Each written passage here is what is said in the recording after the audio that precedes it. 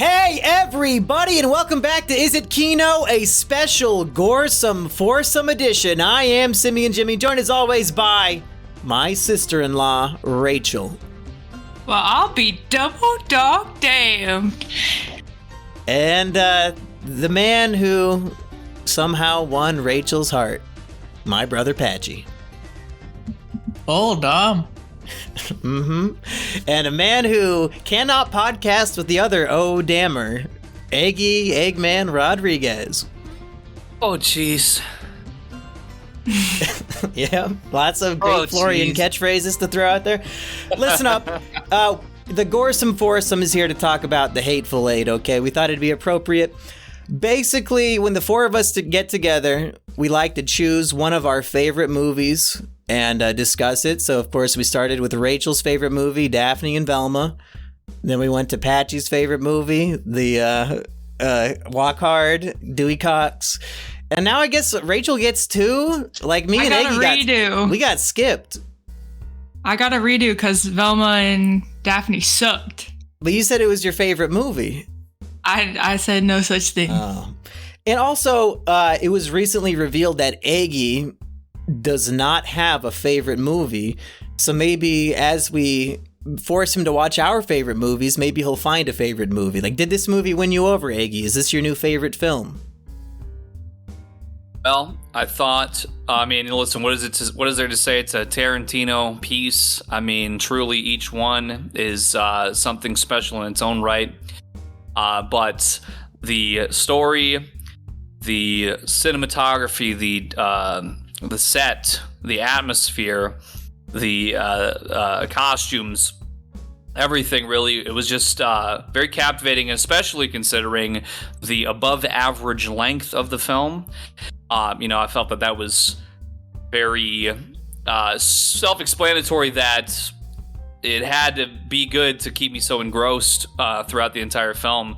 But then obviously, as I mentioned, a lot of observable characteristics that were very well done.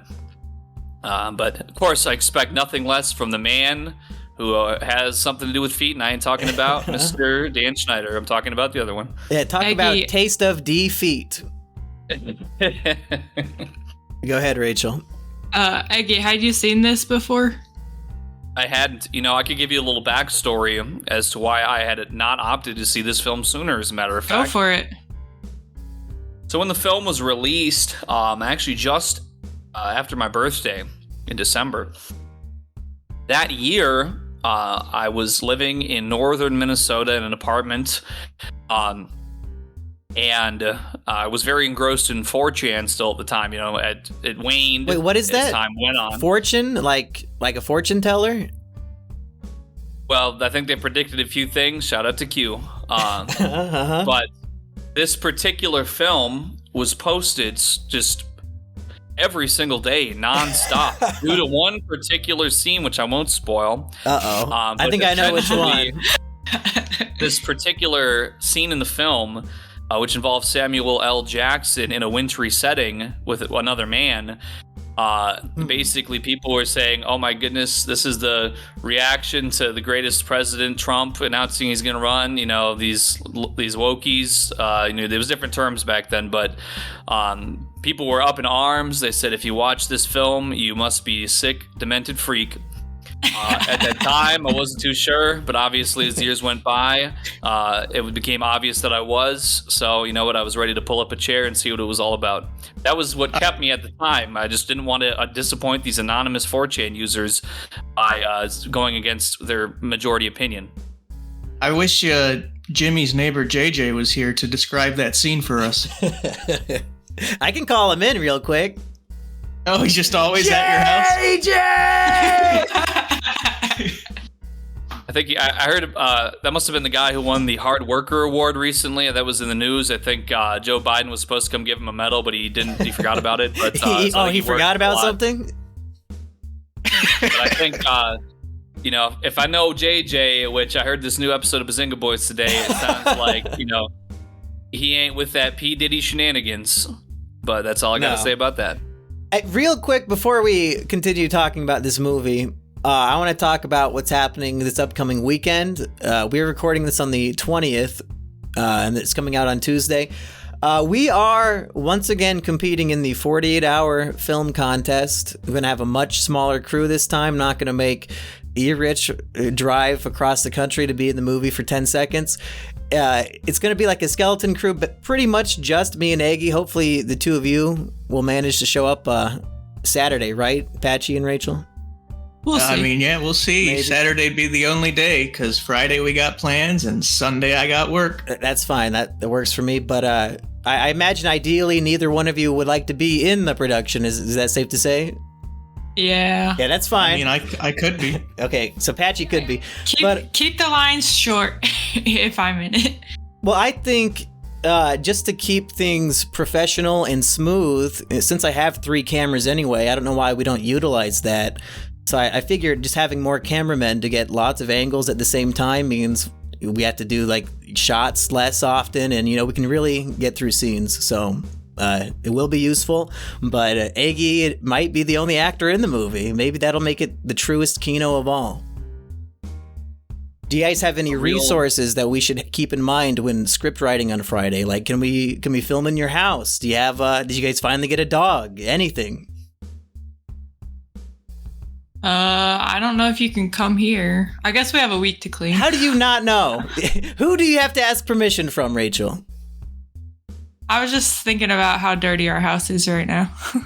Yeah, that's fair. Well, if I'm the only actor in the film, the dirtier the better as far as I'm concerned. We're going to keep it accurate.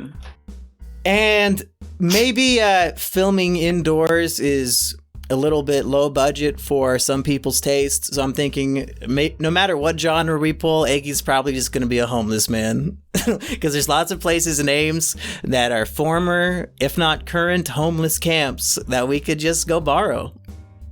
Well, hopefully it's not like today where it's raining all day. Or like previous years where it's been hot as balls. Well, that's why you're going to have to hold the umbrella while I film. And the homeless population in Ames is known to stab strangers, so Yes, maybe you don't want to deal with them. They did murder a foreign student, but if Eggy's with us, I think we'll be safe. I mean, most people just think that I'm homeless when they look at me regardless, even when I am homed and bathed and in fresh clothing, so... Just spitballing off the top of your head, do you guys have any ideas of things that we might do for the movie? Any creative things in the last year since we did it before that you're thinking, we could have put this in a movie? I mean, how can you know until you get the genre and well, the last year requirements? we literally just planned a script for every single possible genre, so I mean we know what the options are. That was you and Eggy, I think, on a podcast. Yeah. I mean, I expect my own family to have, if not equal, at least half as much creativity in their brain. I think all the creativity went to you. I mean, if you get femme fatale, how are you going to have Eggy be the only star? Tranny movie. He's got the hair for it. And the titties. Yeah, lipstick. That is pretty true. Yes. Listen, you know what? Isn't there like buddy cop type stuff and all that? I mean, some genres, don't you need 2 people? Hey, You're gonna be screwed. You've played the buddy cop in one of these before. But you're saying Eggy's the only star. He's going to be a you one-man just said show? you'll be in it, so I'll put you in it if we need a second character.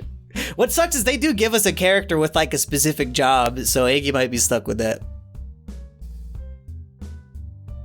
I think I could just, we were just saying about Austin Powers, how Mike Myers is the protagonist and antagonist in every film. I think with some costume and makeup changes, we do like one set of shots, then another set of shots. I'm sure Patchy can play your body double in the shot reverse shot. We'll like put him in the Yeah, costume. and he can do flips and cartwheels. Yes. Yeah, like in Epic Movie when they replace Aslan the lion with an Asian man for a couple scenes. But back to the Hateful Eight. Rachel, I gotta know, other than Walton Goggins, why is this your favorite film? I just love it. It puts you, so it's the Wild West, and I just love the Wild West to start off. And then it's bounty hunters, which are the coolest people in the Wild West. And then like all the sound effects, like the movie just makes you feel cold. And then like Eggy was saying with the cinematography, all the different lights, and like the snow's coming in through the cracks. I just freaking, and then like I just get excited with the music. I think his name is Ennio Morricone. I don't know if that's how you pronounce it, That but sounds right. he makes all the cowboy music, like the most famous one. Wah, wah, wah. That was him. Mm-hmm. He fucking made that song, and so now he's making Hateful Eight. Was he like 90 years old working on this movie?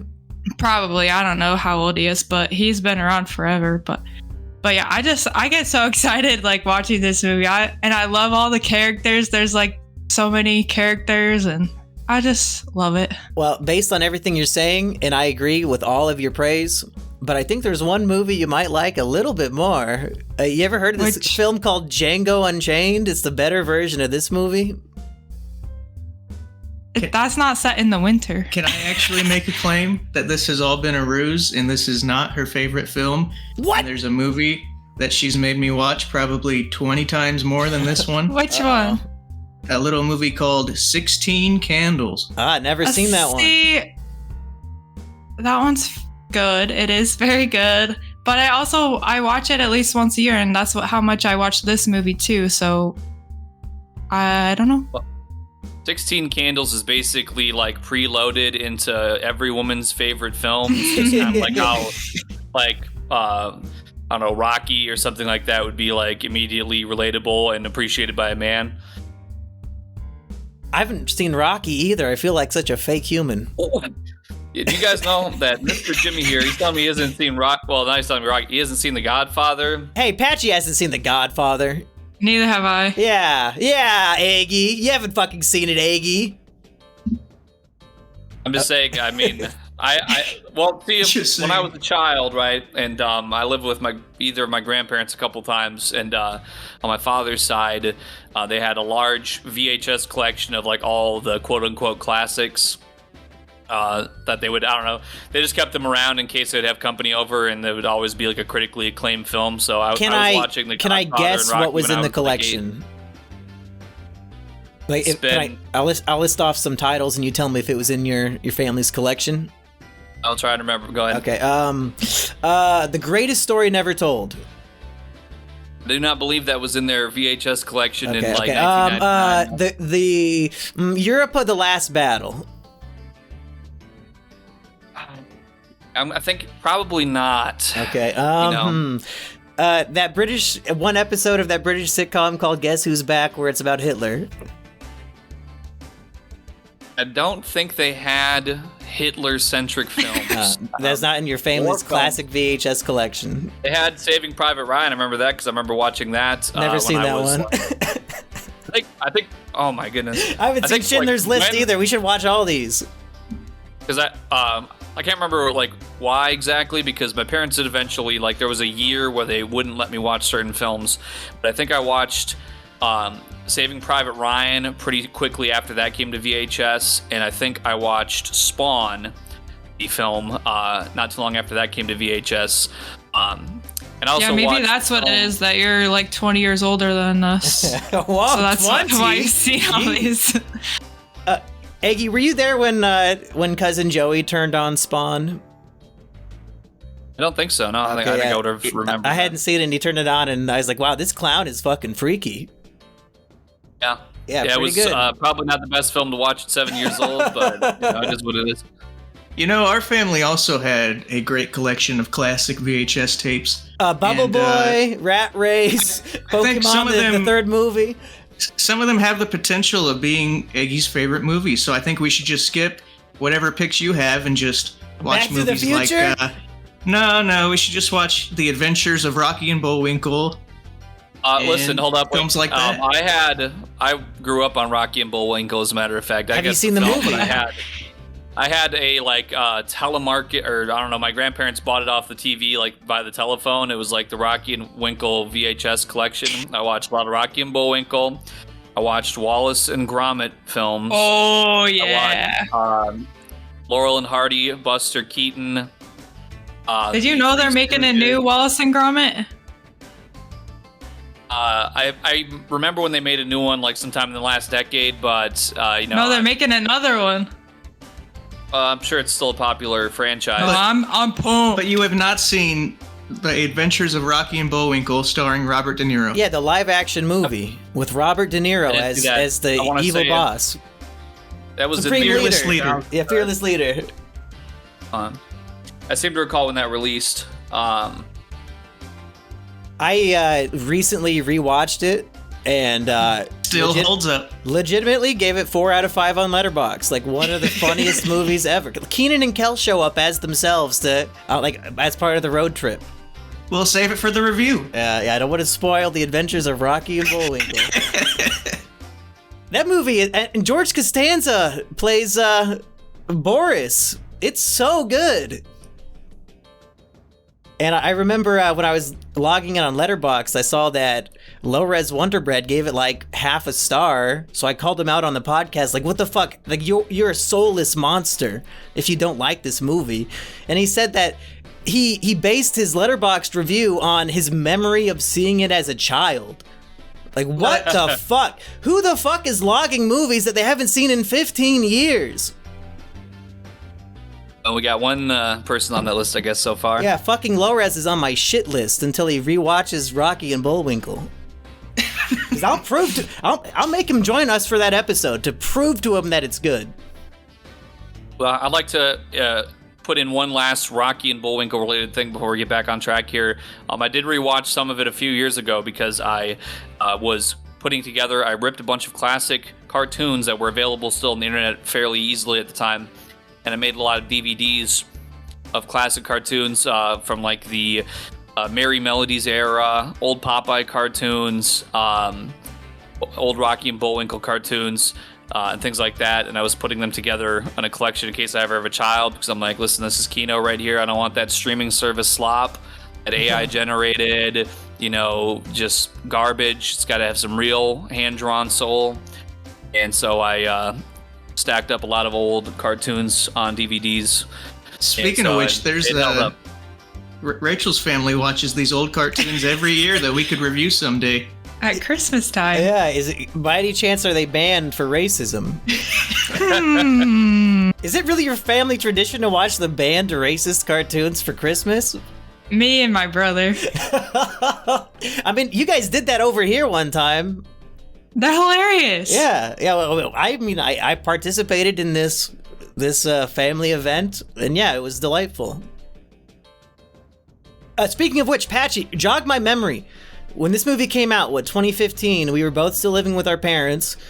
Yes. Did we not watch this the day it came out at home? Like, did we torrent this? Yeah, like Eggy was saying, it was all over 4chan. I think that was because there was a leaked file of it that came out the same day it came out in theaters. And did this come out on the same day as The Revenant? Did we have a double feature of 3-hour Western movies on the same day? That I don't remember. We might have, because one Christmas, because I think this was a Christmas Day movie, we watched fucking 2-3-hour movies. And we also did the same thing when The Interview came out, but that we didn't have to steal that one. They sent that to everybody. Well, just for your consideration, it would appear The Revenant came out 1 week prior, I believe. So yeah, we probably did watch them both. 6 hours on Christmas watching fucking Westerns. Yep, what a day. And this is the first time I had seen it since then. It was nice to see it in the correct aspect ratio. I remember it was very squished when we watched it. It did look much better.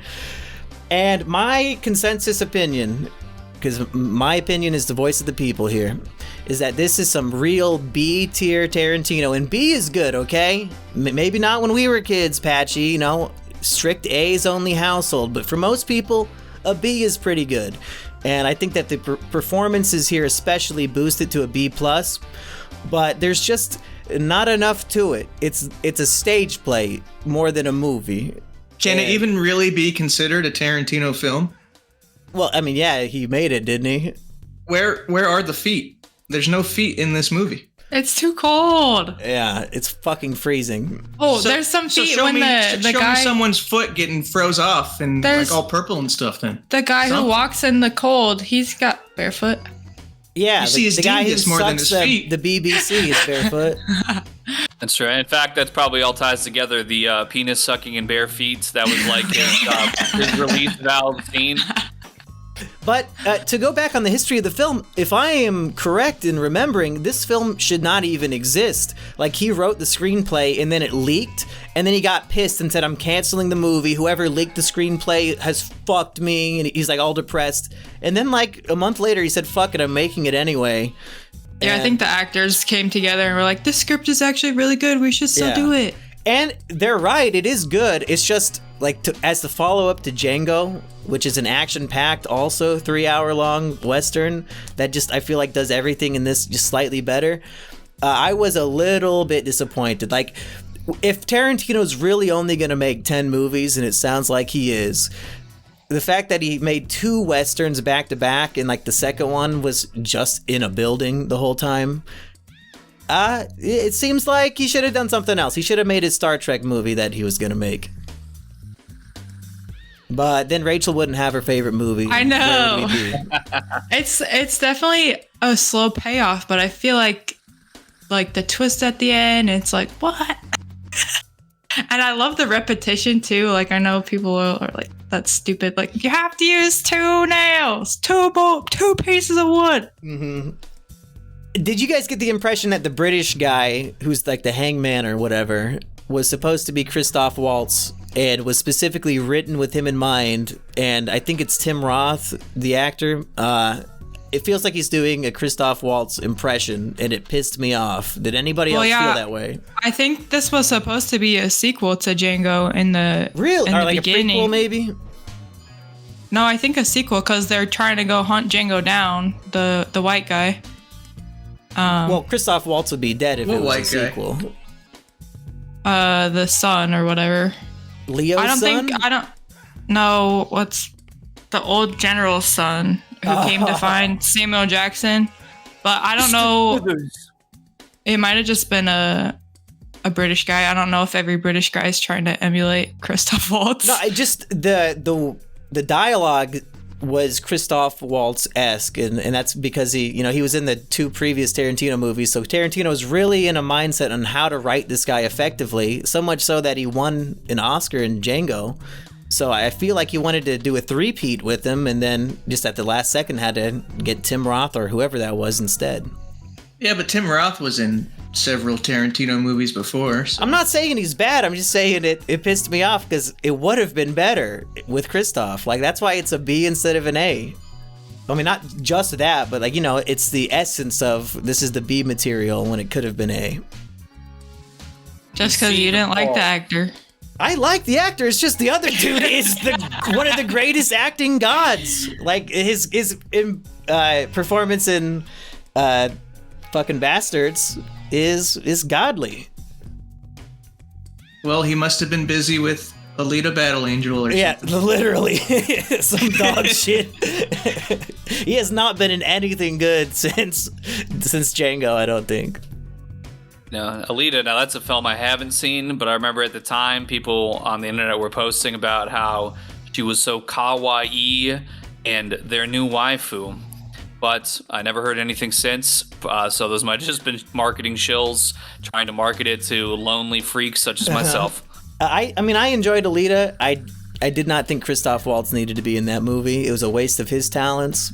And, I'm hoping that they still make a sequel. I think the woman who played Alita is like a 40-year-old, because you could just, like, it's a CGI character anyway, so it's not like they're going to age out of it. I liked it enough to watch another one. Yeah, especially when it ends with like a world-building cliffhanger sort of thing. It's like, the real story hasn't even started. Back to Walton Goggins is in my opinion the ultimate star of this film. If you guys have not seen Vice Principals or Baby Billy's Bible Bonkers, you're missing out. This is one of our greatest N-word actors living today, and not because he's black, but because he says the N-word a lot. And because he's unapologetically balding, so every time I see a picture of him, I just have to start applauding out of solidarity. Rachel, would you leave Patchy for Walton Goggins if he approached you? I think Walton is a little too old for me. but I do love his accent. Like, I listen to him talk all day. Yes. How many times have you rewatched Baby Billy's Bible Bonkers? Oh, we have not. What? We've watched it. We have not felt the need to rewatch it. What about Vice Principals? Because I've seen that one twice now. We watched TV shows one time, and then that's it. It's too bad. Except for One Piece. You watched that 0 times. True. No, we're on the... You guys are on Baratier, I know. Baratier, yeah. You've been on Baratier since 2019.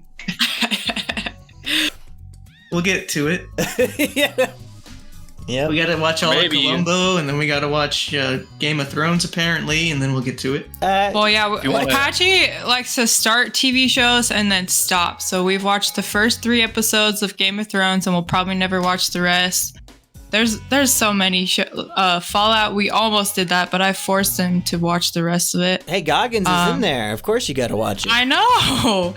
There's so many TV shows and video games too. We never finish, like when we played like Lego Star Wars, the first like level. That shit sucks. And yeah, if it's not good, it's not good. It takes two. People love that game. We played 2 seconds.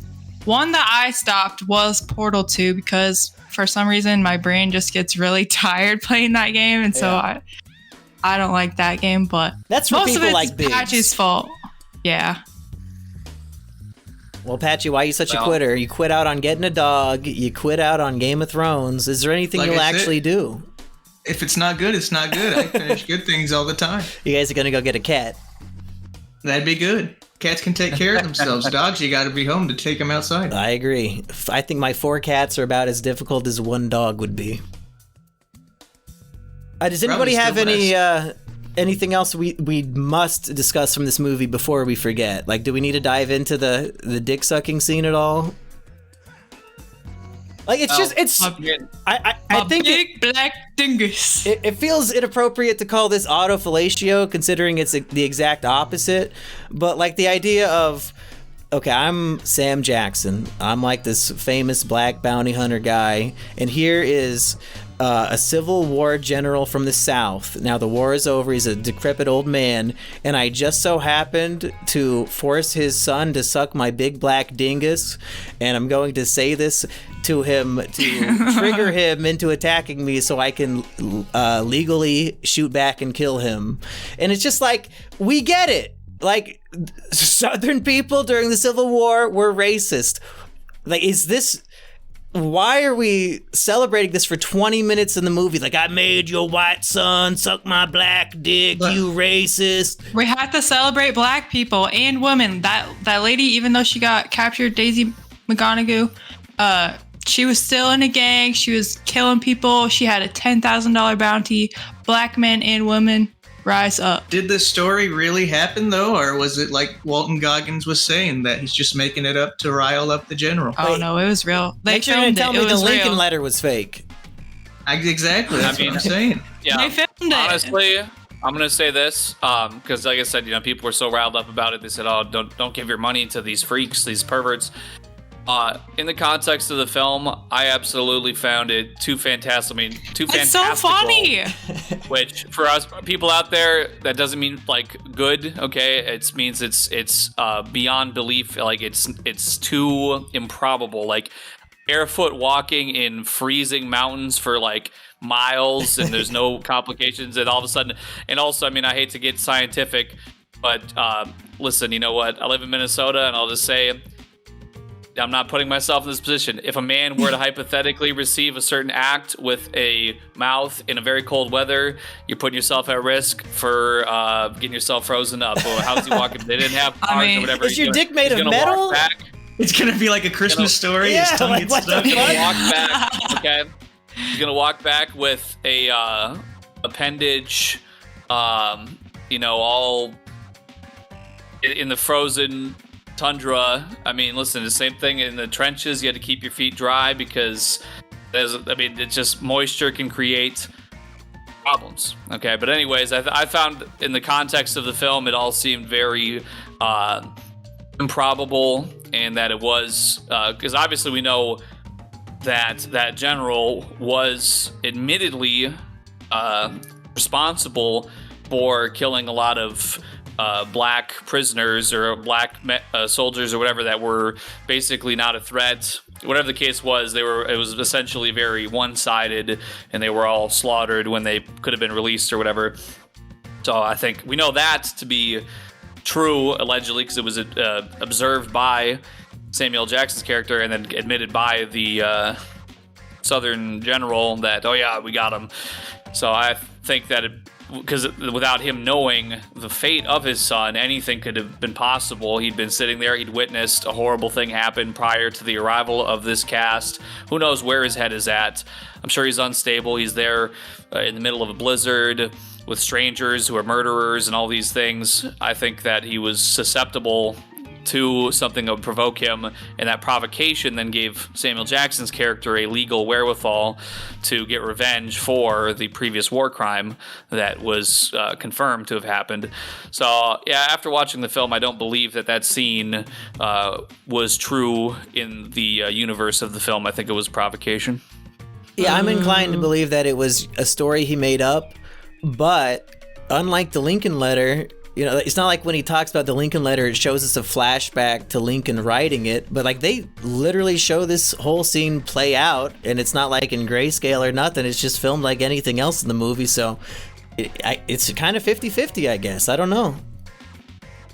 It was real. I mean, it's certainly... You think it's real, Rachel? As part of the movie that makes it good, because it's so funny. Because that's the one thing that racist general would hate. Like, he just, like, can't fathom it. It makes him so angry that he tries to kill Samuel Jackson.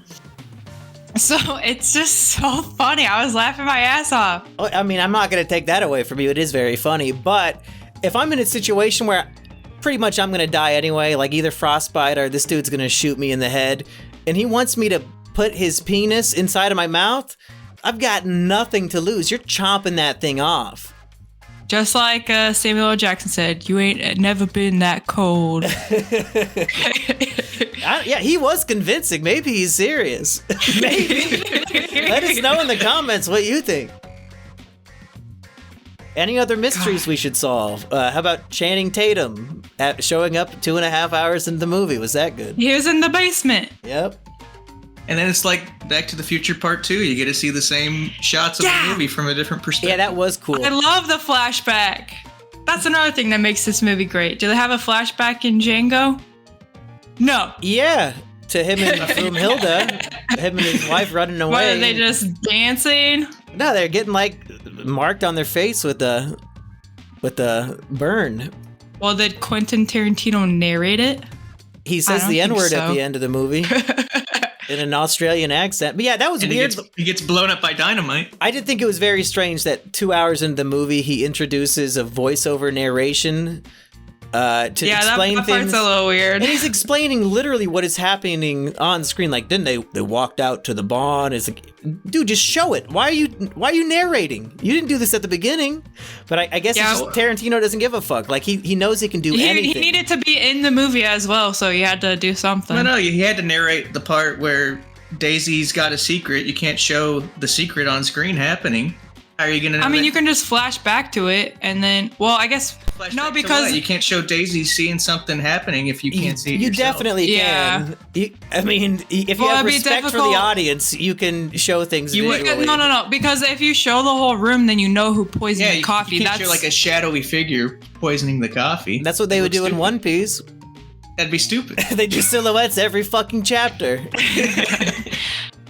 Sorry, this isn't the same as One Piece. I guess there's a lot of narration in One Piece as well. Tarantino wins again. Eggy, do you have any other highlights from this film before maybe we try to figure out what our next favorite movie to watch will be? Well, I mean, spoiler alert. Oh my goodness, if you don't want the film spoiled, tap out now. But the sort of whodunit, bit by bit solving of the mystery of the haberdashery. So this is, for anybody who's not seen the film, basically, let's just say there's a bounty hunter. He's got his prize catch. He picks up Samuel L. Jackson, who was a former black soldier who had a reputation. And is also a bounty hunter. Yep, they pick up Walton Goggins' character, yes, who is alleged to be the new sheriff. They don't trust him. But then this carriage, a horse-drawn carriage in the snowy mountains, they're running away from a blizzard, and they're coming up to Haberdashery, which is sort of a general store combined with a lounge. That's the best I could describe it for the modern sensibilities. And they're locking themselves in there to kind of wait out the blizzard. They get in there, and there's these guys that are in there. Basically, long story short, all but one of them, and that one being the Southern general who was spared, they were actually some bandits that were in a gang who... Working with one of the bounties. Yes, the woman who was the bounty that was in the carriage throughout the beginning portion of the film, her brother was a gang leader, and these men were involved in her gang. They came in and basically killed people that were in there, and they spared the Southern general because he was an old man, and they said, just, as long as you shut up, then we won't get you because you're already old and frail anyway, so we'll spare you. So that is revealed quite a ways into the film. And that's the flashback. To be honest, yeah. Which this flashback starts after Channing Tatum's character, the gang leader, shoots Samuel L. Jackson from under the floorboards in his genitals and blows him up. So, which then triggers a flashback where it shows them arriving and dispatching the people inside the haberdashery. So that, I will say, I did not expect. I found... obviously, they're suspicious of each other throughout the film, but, I didn't try to read into that too much. I was just taking the film as it came. It was able to keep me engrossed and interested throughout, and once that twist came, I still did not completely know what to expect at that point. It was shocking, and they still were able to make it suspenseful through the remaining third or of the film, or quarter of the film, whichever it was, I forget, but something about that.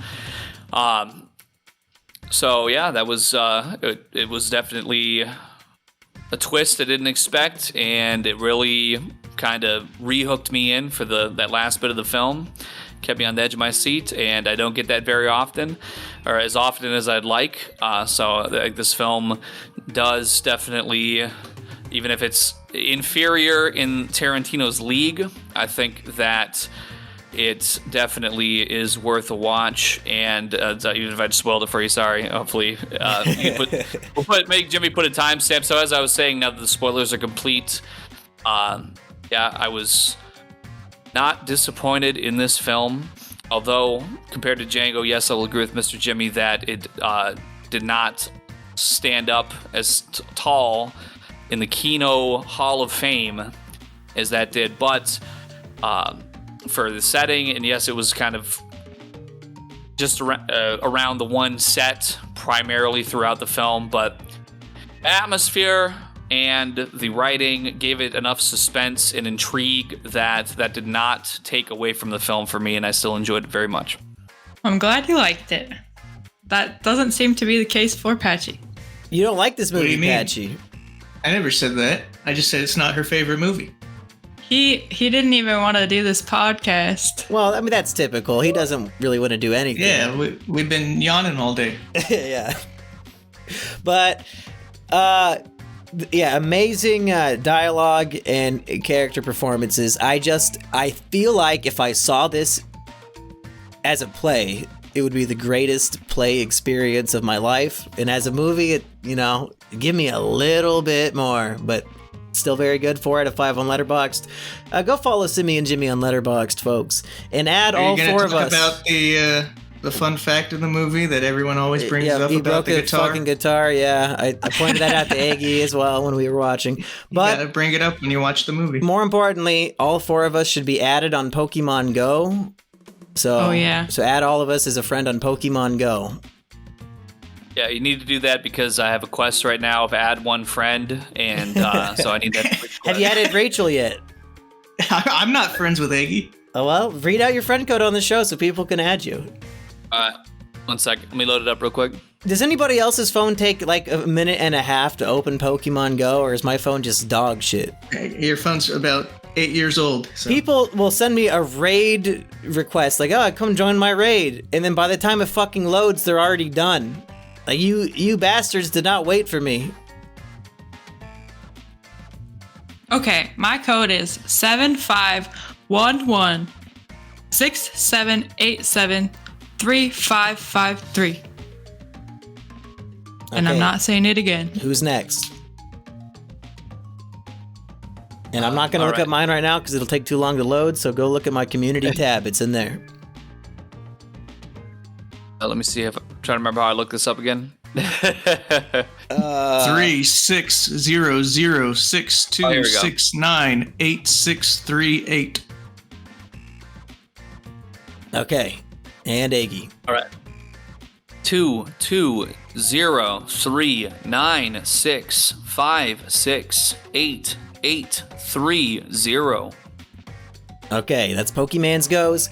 Which fine films should the goresome foursome get together for next time? Rocky and Bullwinkle. I think Eggy gets to pick. Rat Race. I mean, Eggy's clearly going to pick Rocky and Bullwinkle. He just went on a rant about how it's his favorite thing.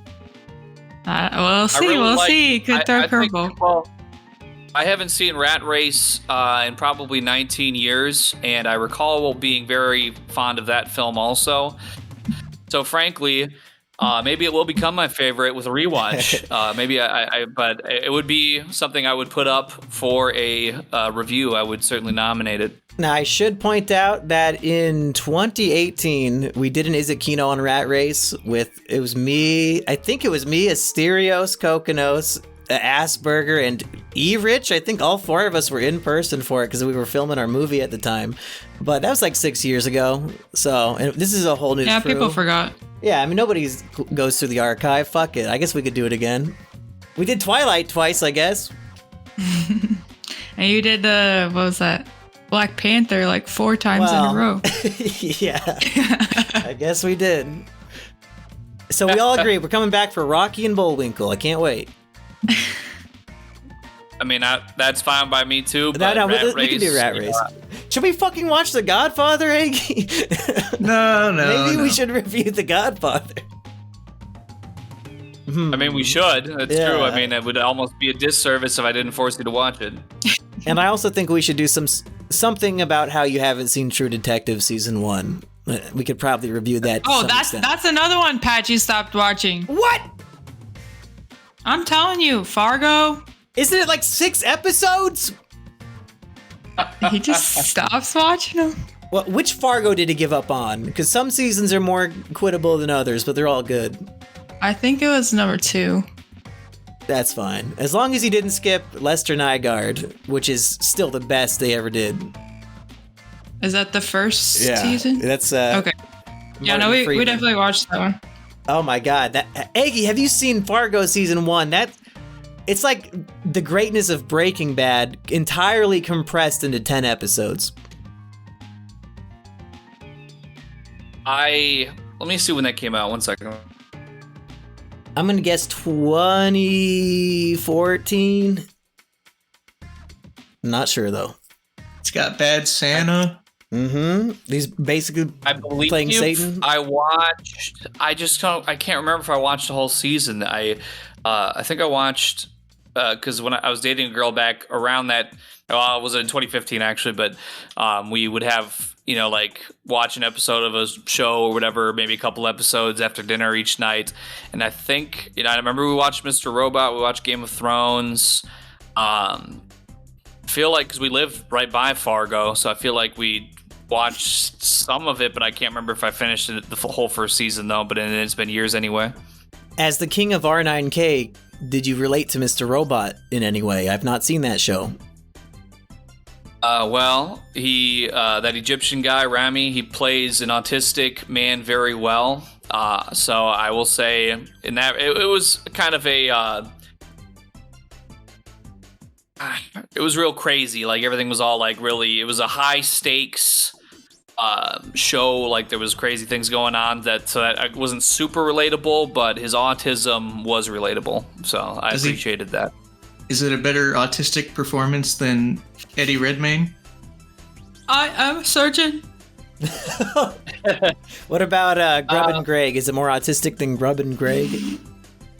Yes. Oh, shit. He's kind of got like the Sheldon autism where it's not... Young Sheldon or old Sheldon? I want to say young Sheldon. Okay, that's a good one. It's like a productive, See, I haven't seen it so long. A neuroticism of some kind that propels him to be brilliant yet antisocial? Yeah. Yes, very much so, yes. Just like Eggy. Instead of Rat Race or Rocky and Bullwinkle, should the next episode just be the next episode of the Bazinga Boys, but with us four? Oh, we review our Bazinga Boys podcast. We all listen to it and talk about it? No. We do whatever episode's next in line. I think Heartsy and Florian would be pissed. And Purple probably wouldn't care that much. It's not the first time Florian's been pissed about something. Name one. Oh, I called and woke him up. You know what's weird is I posted that part of the podcast as a YouTube short, but it was like as close to being 1 full minute, so my YouTube app thinks it's a video, but on YouTube itself thinks it's a short. I've never seen that glitch before, and it's all thanks to you, Patch. Thank you. So we'll see you next time for Europa The Last Battle review. It's only 12 hours, I think. So what are we watching? I think Rat Race. Wait, no, we said The Godfather. No, we fucking did not. We're watching Rat Race. Listen, Rat Race is an infinitely rewatchable movie because you can choose a different favorite character every time and enjoy their individual journeys. Like the Mr. Bean guy, he falls asleep, takes the train, gets hit by a van. There's so many great things on his adventure. So we're gonna have to watch it 6 times? You know what? In my long career on YouTube, I always have these video ideas that I never end up making, but, holding it off on the back burner for a little bit. And I was percolating a tier list of the storylines in Rat Race, but it might be too niche of a topic to warrant its own video. Maybe we can just do it during the podcast. Yeah, probably. Sounds good to me. You should have bought a squirrel. You just spoiled my opening line. Fucking Kathy Bates. Yes. Oh my, is that the greatest movie ever made? Like every single scene is iconic and hilarious. Except for Afro Horrors. Like they open the movie with the weakest part of the movie. The tongue piercing guy isn't very good either. Fuck you. Disgusting. No, because then it's tied to a cow. I thought the reason you pierce your tongue is so you can suck dick better. Well, because then at the end of the movie, they're driving side by side, and that one bitch also is covered in piercings, and then she flashes her tits, and then they crash their car into a monster truck rally, and the monster truck is gonna land on them. All because he wanted to see some pierced titties. It's a lesson, Women, if you pursue them lustfully, it will lead you to a monster truck. That is so true. Bye, everybody. Unless you guys want to plug something. I have a YouTube channel. Make sure to follow me on Instagram at @officialeggwhite. We're going viral right now. Make sure to go click like and subscribe. And he's not even joking. Eggy, you said that one of these videos is your most viewed video of all time. Is that true? Yeah, I'm pretty sure now the original Quick Star Soup is currently 163,000 views at this moment. Oh my, on Instagram? That's fucking crazy. It's almost 10,000 likes and almost 10,000 likes, almost 9,000 shares. This is a video of Eggy dancing in a gas station, pouring soup, and then he's at home and he pours alcohol into the soup and drinks it. And this is going viral. Those are actually, they're funny because you speed up the dancing. Yeah, and it matches the music. He puts a lot of work into the editing, and it's very beautiful, but I can't believe he's getting 200,000 views on Instagram in a week is nuts. That's awesome. I've gotten 500 followers. 500 new followers just today, and 300 plus of those off that one. Wow. So we better make this next 48-hour film good, because all these new followers are going to see it popping up in a couple weeks. He's going to get too big for this podcast. I'm getting all these comments like, "Oh, I remember you from years ago, and I'm so happy to be back. Let's go." And I'm like, all right. Somehow this was the rallying cry, dancing in the gas station. brought back, hundreds of old people that knew about who I was. And now that me and Eggy are living in the same city, you can expect shit like that hopefully 3-4 times a week. I'm gonna come film him do something weird every day. Yep. He's it's a dynamic duo, and you know what? I couldn't do it without Mr. Jimmy. He's got that keen eye for that kino. Patchy, do you have anything you want to plug? Go check out Cousin Joey's slot machine videos. Yeah. Okay. And Rachel, what's your channel? I guess I'll post the link. Patchy's Wife on YouTube. My last video got 7,000 views. Oh shit, that's a lot. Is that the oh damn one? Yeah. How did what? Because it's so short, so I think people might have just kept it playing like 3 times. Cousin Joey's son Chucky. Know. But it's crazy. Does this happen to your videos where like it trends for like a week and then they cut it off? They stop pushing it? Yeah, it's pretty random. It flatlined at 7,000. Yeah. Yeah, I've been experiencing more of the flatlining than the trending lately, so... Well, maybe you should make better videos. I guess I should. I should probably make them a little faster. Yeah, more I videos. did finish a script right before this podcast, so hopefully I'll get that video done before we make our 48-hour film, and then hopefully that's even more kino. Well, it sounds like you just need to start dancing with soup. Yeah, you're making it too hard for yourself. I like being behind the scenes to create kino like that, so I don't need to be like the soup man myself, but it is a lot of fun to go into Quick Start at 3 a.m. and secretly film your friend dancing. Yeah, is Eggy gonna turn out to be the next Frid? No, because I respect Eggy. Frid was a joke. Well, you know what? That does mean a lot to me because I would, if you said, yeah, he is a joke too, you know what? I wouldn't fault you at all for that. No, much appreciated. Hey, you might be a joke, Eggy, but who's laughing now, huh? Who got the 200,000 views on Instagram? That's right. Laughing all the way to the bank. That's enough about the Hateful Eight.